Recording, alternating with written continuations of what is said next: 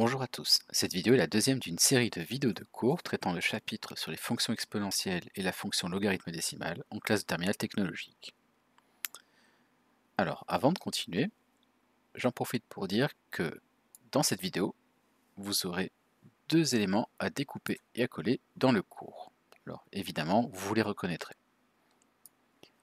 On continue avec le plan du cours. Alors, déjà, je vous rappelle que dans la précédente vidéo, nous avons traité le cas des fonctions exponentielles de base A, et donc, dans cette vidéo, nous traiterons le cas de la fonction logarithme décimale. Nous commencerons d'abord pour donner sa définition, ensuite on verra son sens de variation, et enfin on terminera par des propriétés algébriques, des propriétés donc de calcul.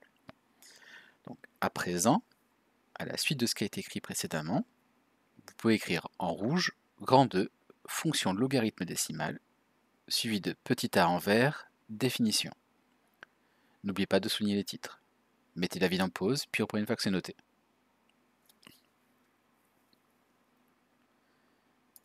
Alors, définition et propriété, à écrire en rouge et à souligner en rouge. Donc ici à l'écran, j'ai représenté un repère dans lequel on va tracer plusieurs courbes. Alors, avant de continuer justement, on va d'abord considérer un réel B strictement positif. Ce réel B, je l'ai représenté ici sur l'axe des ordonnées et j'ai tracé l'horizontale ici qui passe par B.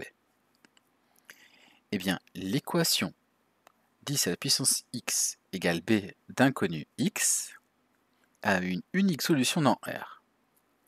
Alors ici, comme vous pouvez le voir, j'ai tracé en vert la courbe d'équation y égale à x, et comme vous pouvez le voir, eh bien, cette courbe-là, elle coupe ici, en un point, et en un seul point d'ailleurs, la droite d'équation y égale à b. Eh bien, la solution de cette équation-là, on la note log de b, et on l'appelle le logarithme décimal de b. Mettez la vidéo en pause, puis reprenez une fois que c'est noté. Alors, avant de continuer, et de donner les premières propriétés, qui découlent directement de cette définition, je voulais vous montrer ce qui se passe lorsqu'on fait varier ce nombre b qui est ici. Regardons avec GeoGebra. Donc ici, on a la même courbe que tout à l'heure. Je vais d'ailleurs dézoomer un tout petit peu, ou du moins modifier le zoom pour qu'on y voie un peu mieux. Et donc notre nombre réel b, je vous rappelle qu'il va être strictement positif. Voilà, parce que là, ici en vert, ça c'est la courbe d'équation y égale 10 à la puissance x qui est représentée. Et donc vous voyez que quelle que soit la valeur de b, tant que b est strictement positif, eh bien l'équation 10 puissance x égale à b, donc 10 puissance x égale b, eh bien cette équation-là, elle met une unique solution. Et là, ici, on lit ce qu'on appelle le logarithme décimal de b, c'est log de b. Voilà. Et en particulier, ce qu'on peut voir, alors je peux dézoomer un tout petit peu pour y voir un peu mieux, c'est qu'il y a des valeurs justement qui seront remarquables, comme par exemple ici, le logarithme décimal de 10, le log de 10, ça fait 1. Si je continue, alors on va prendre des valeurs un peu plus grandes, comme par exemple ici, je vais mettre, mettons, on va aller jusqu'à 1000, avec, voilà, donc je pense que là c'est bon. Hop. Voilà, donc si on continue, qu'on va par exemple ici jusqu'à 100, donc voilà, le logarithme décimal de 100, bah, ça fait 2.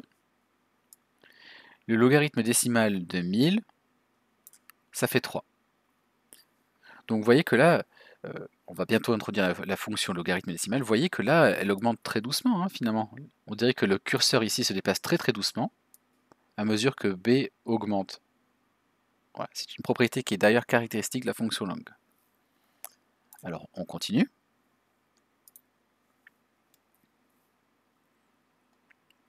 Propriété, à écrire en rouge, à souligner en rouge.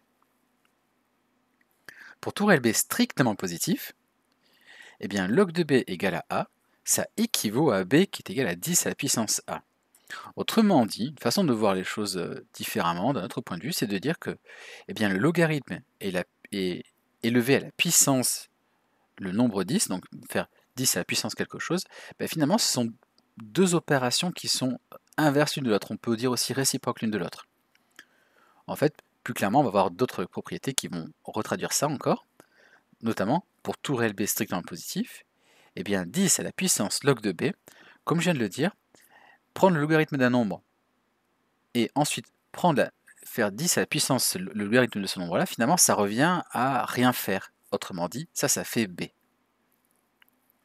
Et de même, pour tout réel b, pas forcément positif, b peut être un réel quelconque, eh bien le log de 10 à la puissance b, le fait de faire d'abord 10 puissance b, puis après d'en prendre le logarithme, eh bien ça en fait c'est comme si on n'avait rien fait, et on retrouve b. Définition, à écrire en rouge, à souligner en rouge. La fonction logarithme décimale, notez log, est la fonction qui, à tout réel x strictement positif, très important, associe log de x. Remarque, à écrire en vert, à souligner en vert, on sait que 1 c'est égal à 10 à la puissance 0. 10 puissance 0, ça fait 1. Et du coup, si on prend les propriétés qui sont écrites ici, notamment la troisième, et qu'on applique ce qu'on vient de dire à l'instant là, log de 1, ça fait donc log de 10 à la puissance 0. Mais log de 10 à la puissance 0, c'est comme log de 10 à la puissance b, bah ça fait b, autrement dit ça fait 0. Et donc, une première valeur à connaître, c'est que log de 1, ça fait 0. De même, 10, bah, c'est 10 à la puissance 1. Et donc, le logarithme de 10, on l'a vu d'ailleurs sur la courbe tout à l'heure, bah, ça fait log de 10 à la puissance 1, c'est-à-dire 1. Donc, autre valeur remarquable à connaître, pour 100, c'est 10 au carré, log de 100, ça fait donc log de 10 au carré, c'est-à-dire 2. Et donc, vous comprenez la logique qu'il y a ici. Là, si on regarde bien, 10, il a 1 0, 100, il a 2 0, 1000 a 3 0, c'est pour ça que le log de 1000, qui est égal au log de 10 puissance 3, c'est égal à 3. Le log de 10 000, vous l'avez compris, 10 000, 4 0, ça fait 4 pour le logarithme. Mettez la vidéo en pause, puis reprenez une fois que c'est noté.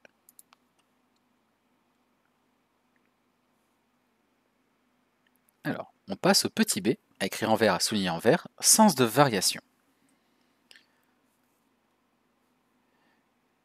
Alors, on va représenter ici, dans ce repère, la courbe représentative de la fonction log. Alors, évidemment, cette courbe-là vous aurait été fournie au préalable, mais avant de la tracer, je vous propose une petite construction à l'aide du logiciel GeoGebra. On va la tracer point par point. Alors, ici, donc je vous rappelle, nous avons la fonction tracée en vert ici, ça c'est la fonction qui, à x, associe 10 à puissance x. Donc c'est la courbe représentative de cette fonction-là. Et donc moi, ce que je souhaite faire à présent, c'est représenter ma fonction log. Donc là, j'ai recadré. Et donc, je vais demander au logiciel de me placer le point M, dont l'abscisse c'est b, et dont l'ordonnée c'est le logarithme décimal de b.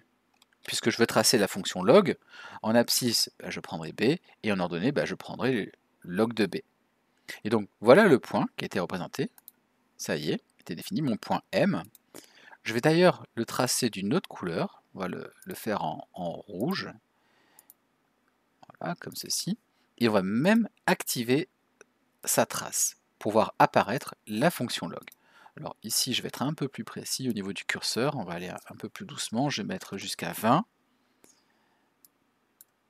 Voilà. Et au niveau de l'incrément, est-ce qu'on peut modifier? Oui, on va pouvoir modifier un peu l'incrément. Je vais mettre allez, 0, 0, 1. Voilà. Allez, c'est parti pour la fonction log. Donc déjà, je reviens un petit peu en arrière. Voilà.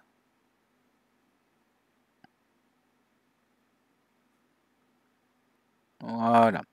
Donc, comme vous pouvez le voir, la fonction log, elle est croissante, d'une part, comme la fonction qui a x associe 10 à la puissance x, elle aussi est croissante. Rappelez-vous que précédemment, nous avons vu que la fonction exponentielle de base 10, puisque c'est de ça dont il s'agit ici, en vert, la fonction exponentielle de base 10, qui est représentée en vert ici, eh bien, elle a une croissance exponentielle, qui signifie, autrement dit, que sa croissance est très très rapide. Eh bien, la fonction log, comme j'ai dit, elle était un petit peu, on va dire, c'est la fonction réciproque en fait de cette fonction-là. Autrement dit, elle fait le travail inverse, et donc elle est croissante elle aussi, mais par contre elle va croître très lentement, beaucoup plus lentement, on va dire, que la fonction qui a x associe 10 à la puissance x. Voilà, et donc là vous l'avez sous les yeux. Vous constatez aussi une chose, c'est que dès que, ici, hop, dès que b dépasse la valeur 1, eh bien le logarithme est positif. Par contre, lorsque b est compris entre 0 et 1, le logarithme est négatif. On est sous l'axe des abscisses ici pour ce point M. Et donc, moi maintenant, je vais demander à mon logiciel de tracer log de x. Voilà la fonction.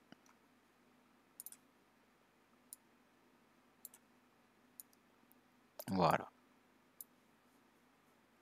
Allez, c'est parti pour la leçon, on continue.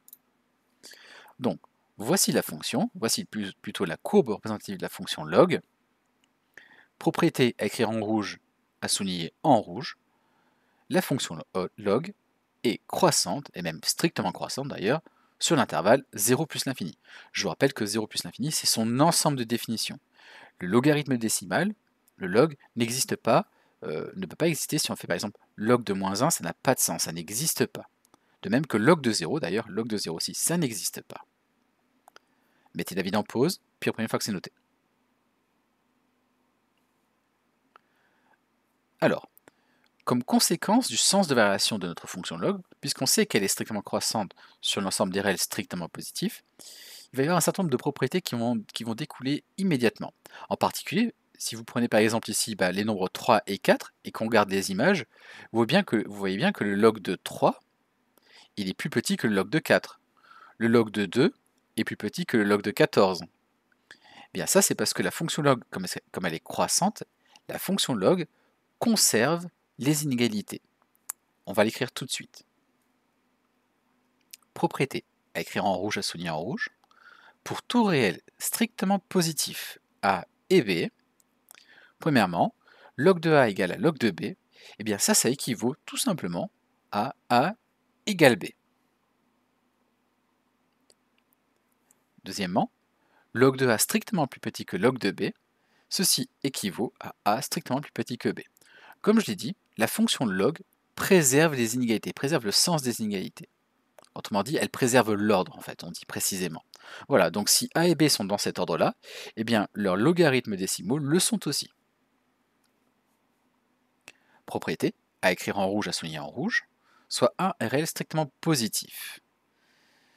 Si a est compris entre 0 et 1, eh bien on a vu tout à l'heure, avec la courbe, que dans ce cas-là, le logarithme décimal de a est strictement négatif.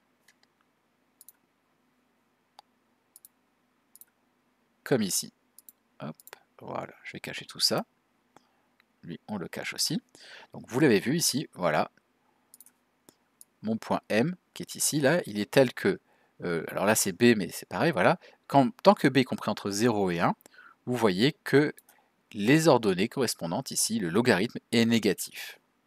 Par contre, lorsque B est plus grand que 1, comme vous pouvez le voir là, l'ordonnée est positive. Mon point M, son ordonnée est positive. Donc comme je l'ai dit, si A est strictement plus grand que 1, autrement dit si A est dans l'intervalle 1 plus l'infini, son logarithme, le logarithme de A, est strictement plus grand que 0.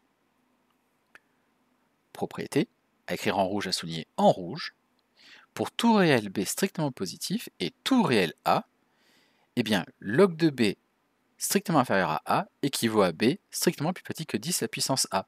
Autrement dit, en fait, on peut passer facilement de l'une à l'autre en, soit par exemple ici, si j'ai cette inégalité-là, eh bien je passe tout simplement à la puissance en l'exposant pour 10, donc ça veut dire 10 puissance log de B, ça fait B, plus petit que 10 à la puissance A, et inversement, si je pars de cette inégalité-là, en prenant le logarithme décimal, qui, je vous rappelle, préserve le sens des inégalités, eh bien je me retrouve à log de B, strictement plus petit que log de 10 à la puissance A. Et log de 10 à la puissance A, ça fait A. Voilà d'où vient l'inégalité. Mettez la vidéo en pause, puis reprenez une fois que c'est noté.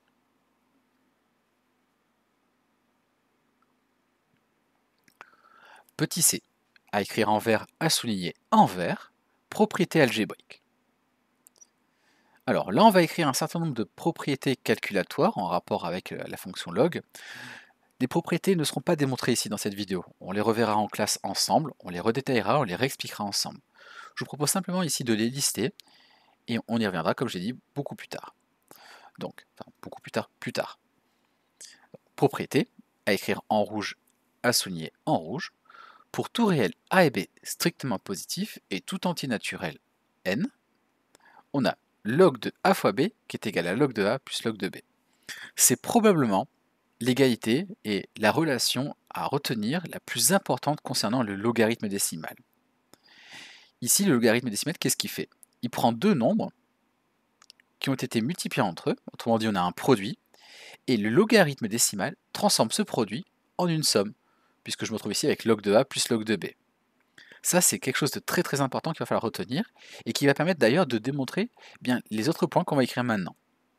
Donc, deuxièmement, le log de A à la puissance n, c'est n fois le log de A. Alors, d'où vient ça? On peut l'expliquer rapidement et très facilement.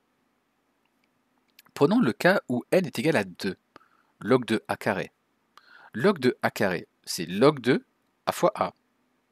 Log de A fois A. A fois A. Eh bien ça, c'est égal à log de A plus log de A. Autrement dit, 2 fois log de A. Par exemple, je prends notre exemple ici, mettons log de A à la puissance 3, log de A à la puissance 3, log de A au cube. Avec cette formule, ça ferait 3 fois log de A. On vérifie avec ça. A au cube, c'est donc A fois A fois A. Autrement dit, log de A fois A, c'est égal à log de A, plus log de A, plus log de A. Voilà, donc effectivement, ça marche pour 2, ça marche encore pour 3. Donc log de A plus log de A plus log de A, ça fait bien 3 fois log de A. Le logarithme de 1 sur B. Alors le logarithme de 1 sur B, ça fait moins le log de B. Et enfin, pour terminer, le log de A sur B, c'est égal au log de A moins log de B. Alors, comme vous pouvez le voir ici, on peut l'expliquer assez facilement, après on le redémontrera proprement en classe, mais pour l'expliquer ça rapidement et facilement, encore une fois, vous voyez que là on a une multiplication, et que cette multiplication a été transformée là en addition, en une somme, et là on a une division. Je vous rappelle que la division, c'est un petit peu l'opération inverse de la multiplication. Eh bien, quelle est l'opération inverse de l'addition? La soustraction. Remarque importante, à écrire en vert, à souligner en vert. Ce qu'il faut retenir ici de la première propriété, très importante, c'est que le logarithme transforme un produit en somme. Et ça, c'est très très important. C'est ce qui permet d'ailleurs de démontrer les points 2, 3 et 4. Et enfin, pour finir, propriété admise, à écrire en rouge, à souligner en rouge. Pour tout réel A strictement positif et tout réel X, eh bien, en fait, il se trouve que la propriété numéro 2, qui était citée pour n entier, ici n antinaturel, donc 2, 3, 4, 5, 1, 0 même d'ailleurs, hein, ça marche aussi, 0, 1, 2, 3, 4, 5, eh bien en fait, elle marche encore si on met un nombre réel x ici, quelconque, on peut même mettre des nombres à virgule, c'est encore vrai. C'est ce que dit la propriété qu'on écrit maintenant. Donc log de a à la puissance x, c'est égal à x fois le log de a. Autrement dit, pour expliciter un peu mieux cette formule-là, eh bien, le logarithme là, qu'est-ce qu'il fait là, quand on a log de a à la puissance x? Eh bien, il fait tomber la puissance devant le logarithme. Voilà, le log de a à la puissance x, la puissance tombe devant, et on a x fois log de a. Mettez la vidéo en pause, puis une fois que vous aurez fini de noter tout le contenu de cette page-là, la vidéo sera terminée.